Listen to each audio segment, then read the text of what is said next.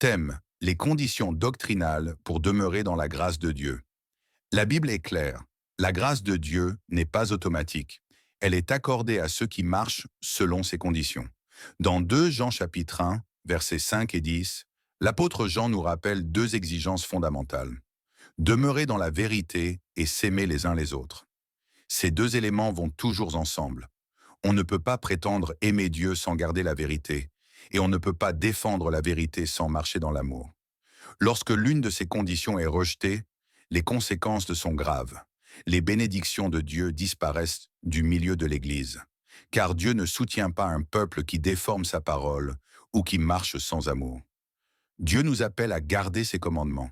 Sa parole ne change pas selon les époques, ni selon les opinions humaines. Ce que Dieu a établi demeure vrai pour toujours. Mais la parole nous avertit aussi d'un grand danger. L'apôtre Jean annonce qu'il s'élèvera plusieurs séducteurs et de faux docteurs. Ils utilisent la Bible, mais ils la tordent. Ils imposeront leurs propres interprétations et enseignent des doctrines qui altèrent la vérité concernant Jésus-Christ. Certains nient que Jésus-Christ soit le Fils éternel de Dieu, venu dans le monde par une naissance divine, comme l'atteste Matthieu, 1 verset 18, et Luc, 1 verset 27. Ce rejet de l'origine sainte et divine de Christ est un grave égarement spirituel. La Bible est ferme. Ceux qui rejettent la sainteté et l'identité véritable de Jésus-Christ, même s'ils prétendent connaître Dieu, ne le connaissent tout pas réellement. Car selon 1 Jean 2,4, celui qui dit « Je le connais » et qui ne garde pas ses commandements est un menteur.